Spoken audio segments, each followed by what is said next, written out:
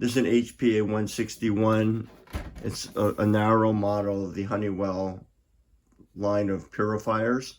So you may have a air purifier, and probably applies to yours as well, where you have a signal up here which tells you if you need to change your filters and pre-filters. I think this is based mainly on time, how long you've used it for, but I don't think it actually checks if there's any airflow. I think it's just it's basically to check if you need to change it. Anyways, when that comes on, once you've replaced it, to turn it off, you just hold it down and it turns off. So you can actually override it, but it is a good check to see if you need to change your filters. I think they recommend like 3 months for the pre-filters and between 6 months and a year for your main filters, I guess, on average usage. So I'm just going to show you how to change it. It's pretty easy. Let me close this up here. On this model, it's in the back. You just remove it. And the size of this model for the filter is H. So here's what the filter looks like. This is actually an aftermarket brand, not the Honeywell brand. And the pre-filters actually are the typical black charcoal pre-filter, which are cheaper than the main filters, of course, but still not super cheap. So what I've done is I've bought rolls of charcoal filter and cut them to size. And then I also started utilizing these vent filters, which I found and that happen to fit. So I'm going to just open this up. There's a little locking switch, and yours may be slightly different. You remove it and you'll see how dirty these are. So these are the main filters, and right here it says H, and here are the pre-filters. These are vent filters, and I don't know if you can see, they're pretty dirty. So you can possibly do this outside if you're very sensitive to dust.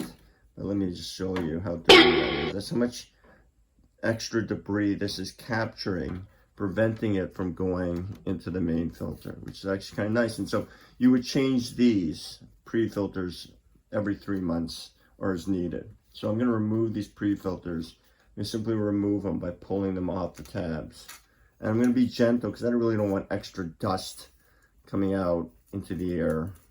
As you can see, I overlapped them here. So I just put this over this, and then this one on top of the other.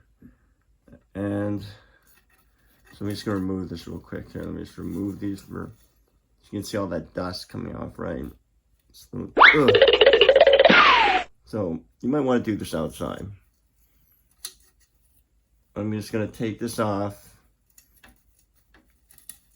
and I'm going to put them in a bag. You might want to wipe this down here,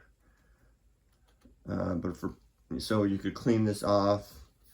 You might want to do that, but for this video, I'm going to just do this real quick for you. So you want to put this slide, there's little tabs here. So again, you can buy the charcoal filters, and they probably are a little better. They may be thicker depending on what brands you get. These fit in here like this. Basically, it fits perfectly in terms of width. And then I'm going to put this other one in here. So you can see it's pretty thin.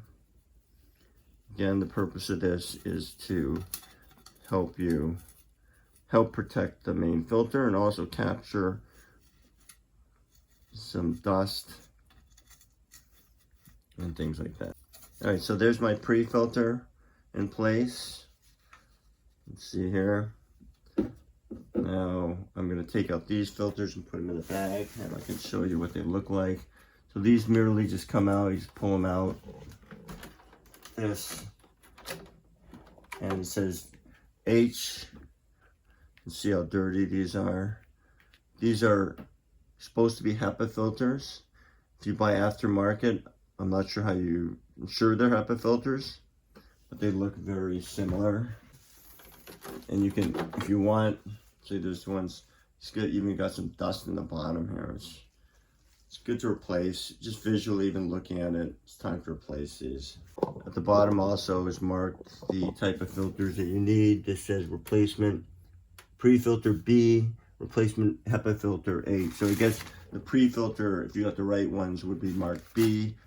but you can also buy rolls of filter and then cut the size. And so now I'm gonna put the the filter back in. So I'm just gonna take this and I'm gonna place it in here like this.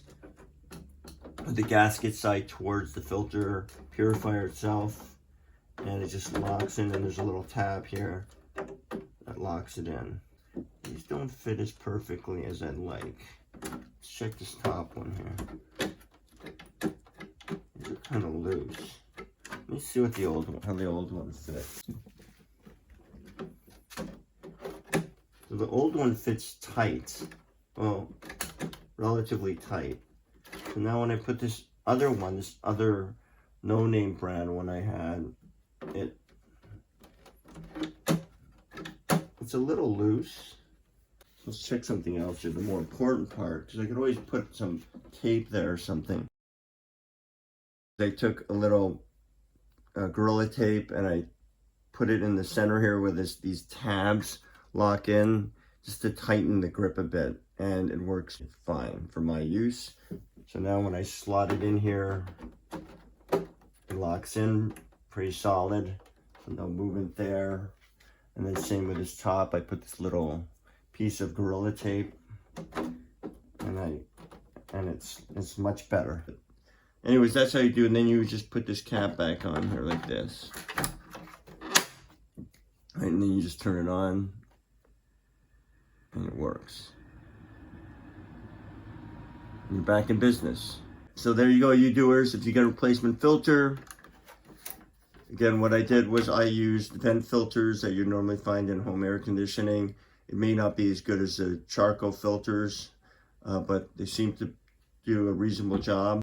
And then also just replace the H size pre-filters, and you're done. You may want to clean this area out too. All right, you doers, stay safe, keep getting things done. Have a great day.